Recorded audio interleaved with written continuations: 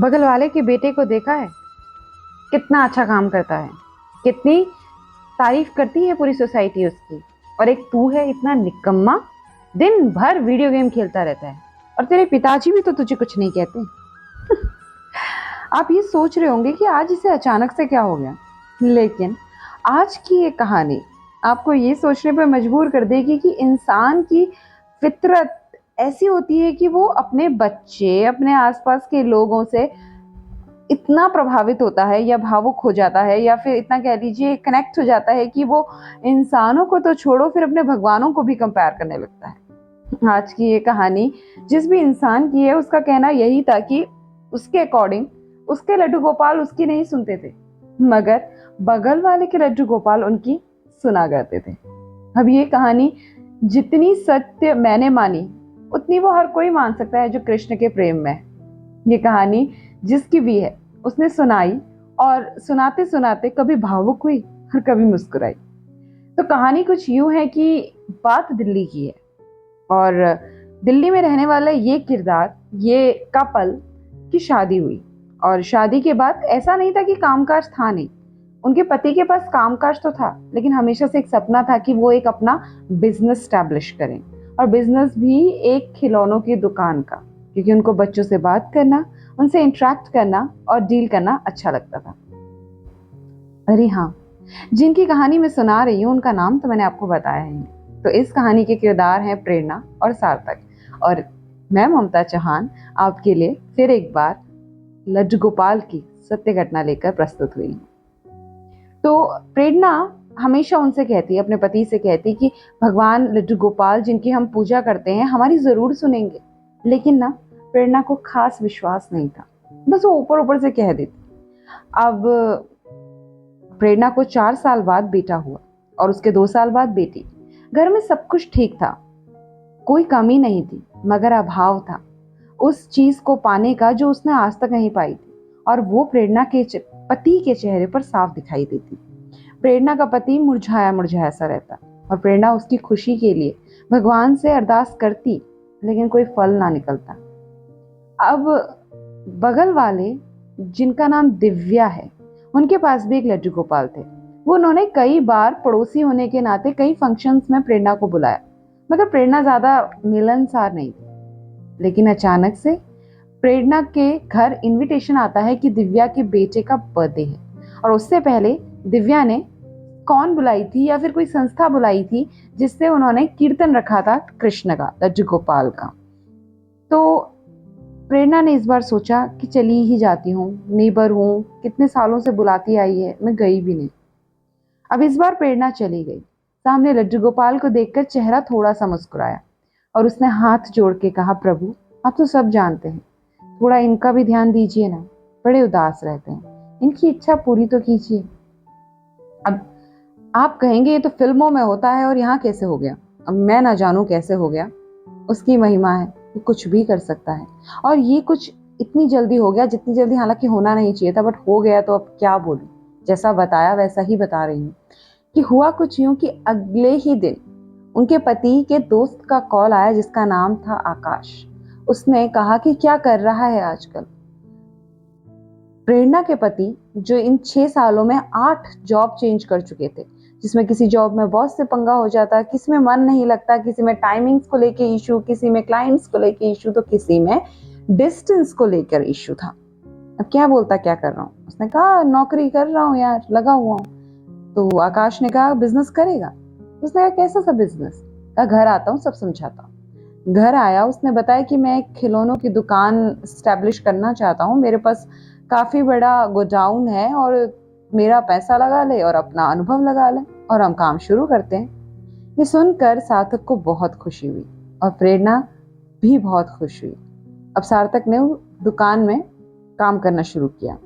तो प्रेरणा ने पूछा, सार्थक अब आप काम ही कर रहे हैं तो फिर जॉब कैसे करेंगे।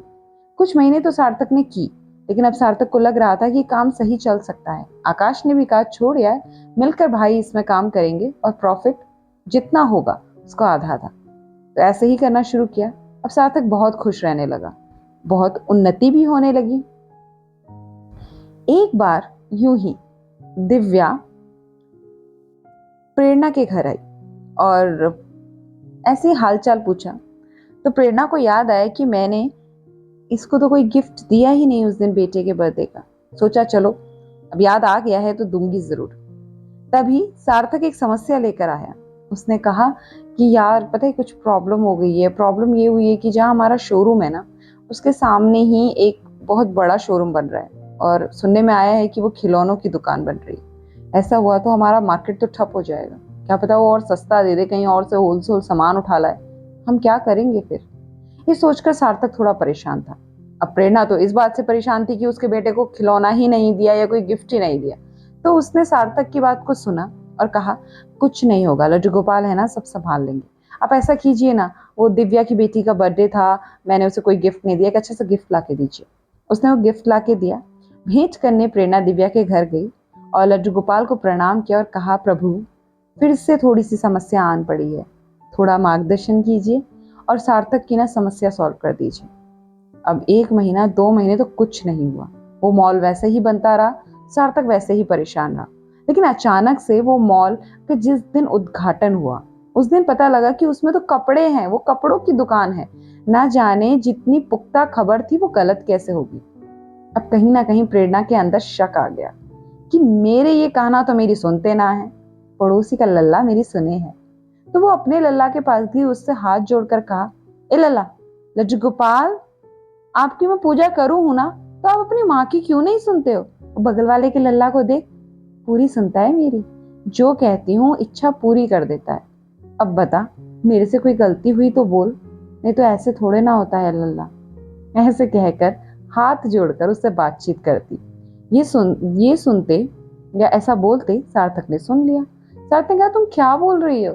तो उसने कहा आप जानते नहीं है, हमारी लल्ला हमारी सुनते ना, इनको कुछ भी बोलो ये कोई पूरी ना कर सकते विश।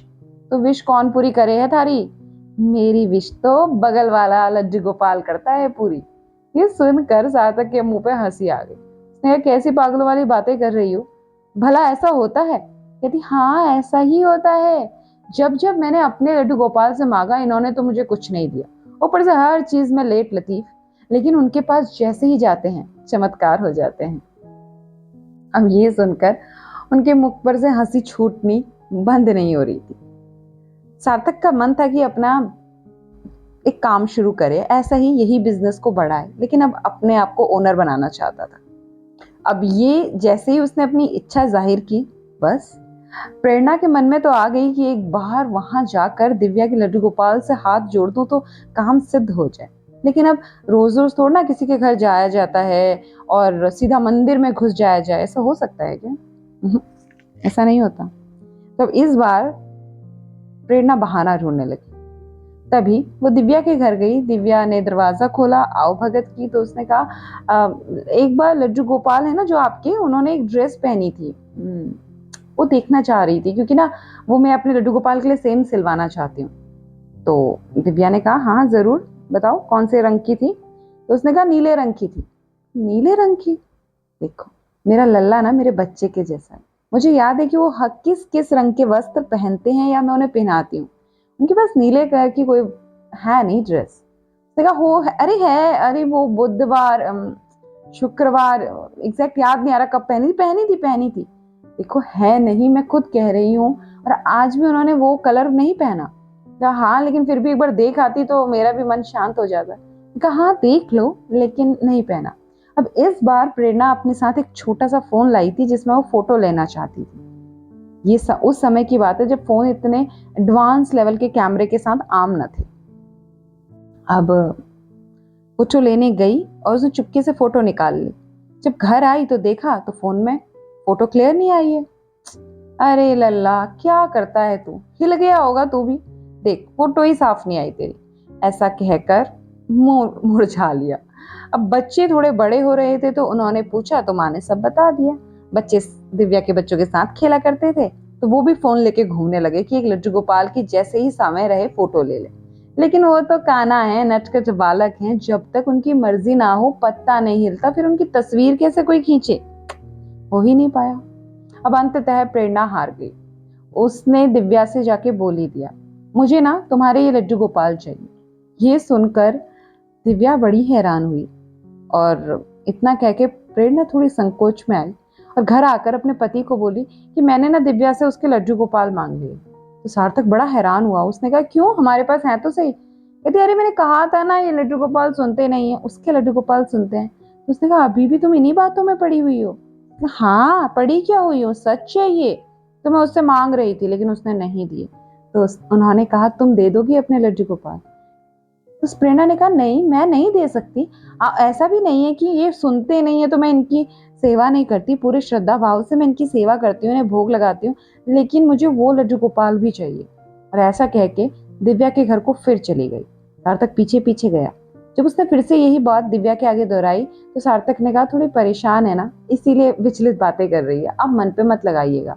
दिव्या ने बड़े शांत स्वभाव से कहा कि मैं क्यों भला मन पे लगाऊंगी, लेकिन ये इस तरह की बातें क्यों कर रही हैं, ये थोड़ा मेरी समझ के परे है। ये शोर शराबा सुनकर आसपास वाले भी आ गए और सब प्रेरणा की बातों को सुन सुनकर हंस रहे थे कि प्रेरणा ऐसा कह रही थी कि मेरा जो लाला है ना मेरी सुनता ना, जैसे मेरी बालक ना मेरी सुने हैं वैसे मेरा लल्ला मेरी ना सुनता, और ये लल्ला को देखा मेरी सारी बातें मान लेता है, मुझे दे दो दिव्या जी। तो उन्होंने कहा नहीं, ये तो मैं आपको नहीं दे सकती, लेकिन अगर आपको ऐसा ही लगता है कि ये मेरी सारी बातें सुन लेते हैं या आपकी सारी विशेष पूरी कर देते हैं, तो जब जब आपका मन हो आके अरदास लगा जाना, मैं यही हूँ और ये भी यही है। तो प्रेरणा ने कहा अगर आप कहीं चली गई तो उसने कहा अगर मैं कहीं चली गई तो मैं लड्डू गोपाल आपको दे जाऊंगी। ये सुनकर प्रेरणा के दिल को शांति मिली और आसपास वाले खूब हंसे, जिससे प्रेरणा को कतई फर्क न पड़ रहा था। वो घर वापस आई और इस बार सार्थक ने जो इच्छा रखी थी अपनी खुद की दुकान खोलने की वो भी पूरी हुई। उसके मन में कोई छल कपट नहीं था। दोनों दोस्तों ने खुशी खुशी ये निर्णय लिया था। अब बिजनेस आगे बढ़ रहा था और बहुत खुशी से चल रहा था। एक बार प्रेरणा ने पूजा करवाई और कहा कि पंडित जी वो दिव्या के पास एक लड्डू गोपाल है, मुझे वैसे से ही लड्डू गोपाल लाकर दीजिए। तो पंडित जी ने साफ साफ कहा देखो लड्डू गोपाल चाहे एक ही तरह के होते हैं लेकिन होकर भी वो भिन्न होते हैं। हर किसी का लड्डू गोपाल एक अलग रूप में होता है, फिर चाहे उसकी आंखें कह लीजिए, उसका आकार कह लीजिए, कुछ भी चीज है। जिस तरह से हर इंसान का बच्चा अलग होता है वैसे ही लड्डू गोपाल भी होते हैं और इसमें ना कोई दो राह नहीं। आप 100 तरह के लड्डू गोपाल को देखेंगे, चाहे उनके साइज सेम होंगे बट उनमें कुछ ना कुछ तो फर्क होगा ही। और ऐसा मैंने भी ऑब्जर्व किया जब मैं अपने लड्डू गोपाल को वृंदावन लेने गई थी, लेकिन लेकर जिन भूमि से आई, क्योंकि जहां से वो आना चाहते हैं भला फिर हम कौन होते हैं। अब ये सुनकर ना उसने कहा ये क्या बात हुई पंडित जी, आप बिल्कुल मुंह पे मना कर रहे हैं, एक बार ट्राई तो कीजिए। मैंने कहा मैं कितनी भी कोशिश कर लूं होगा वही जो मैं कह रहा हूँ। और कोई भगवान छोटा बड़ा तेरा मेरा नहीं होता, सब भगवान तो यही है। ये मूर्ति चाहे अलग अलग है लेकिन स्वरूप एक। जब भगवान अलग अलग होकर एक हो सकते हैं तो ये तो बस नाम मात्र विग्रह है। प्रेरणा को उस दिन समझ कुछ कुछ तो आया लेकिन दिल कुछ भी समझने को तैयार ना था। अभी भी उसके मन में यही था कि वो मिल जाते तो सब मिल जाता, लेकिन फिर कहीं ना कहीं दिल में ये भी था कि उसने कहा है ना जब वो कहीं जाएगी तो दे के जाएगी, तो दे ही देगी, तब तक है ही मेरे पास। तो ये सत्य घटना थी प्रेरणा और सार्थक की जिन्होंने हमारे साथ साझा की थी। और दिव्या जी कहती हैं कि जब लोगों ने ये खबर सुनी प्रेरणा के ही मुंह से, चाहे उसे हास्य माना, मगर लोगों का कहीं ना कहीं ये विश्वास जगा कि शायद ये लड्डू गोपाल सुनते हो। और अचंभे वाली बात यह है कि जिसने जो जो मन में मांगा वो सब पूरा हुआ। लोग आते हैं इन्हीं लड्डू गोपाल से मांगने, हालांकि घर के पास में मंदिर भी है लेकिन कोई वहां नहीं जाता। कहते हैं ना जहाँ विश्वास हो जाता है फिर वहां विग्रह हो या पूरा मंदिर हो या पत्थर हो, इंसान को विश्वास वहीं पर आता है। वो कहती हैं कि मेरी बस एक ही इच्छा है कि लड्डू गोपाल हर उस इंसान की इच्छा पूरी करना जिस इंसान के मन में आपके लिए विश्वास है। और दिव्या जी किसी के भी हाथ की ली हुई कोई भी भेंट स्वीकार नहीं करती है, ना किसी के हाथ का दिया हुआ अपने लाला को खिलाती है। वो कहती है आइए और जो आपकी इच्छा है आप मांग जाइए, लेकिन बदले में कुछ नहीं चाहिए, जितनी सेवा हो सके मैं अपने लल्ला की खुद करूंगी। और ये किसी भक्त के भाव ही कर सकते हैं। आज की ये कहानी यहीं तक। आशा करती हूँ आपके दिलों को भी छुई होगी। एक छोटी सी मुस्कुराहट जरूर इसने भी आपके चेहरे पर बिखेरी होगी। अगर हाँ, तो like, comment and share and subscribe. मैं हमेशा से कहती हूँ, कृष्ण भक्त हैं तो भक्ति में मग्न रहिए। सही गलत इसका उस पर छोड़ दीजिए जिस पर पूरा संसार टिका है। जल्द लौटूंगे अच्छे सत्य प्रसंग के साथ। तब तक अपना, अपने परिवार का ख्याल रखिए। लज्जू गोपाल की भक्ति में मग्न रहिए और कमेंट में लिखना ना भूलिएगा। श्री कृष्णा, राधे राधे।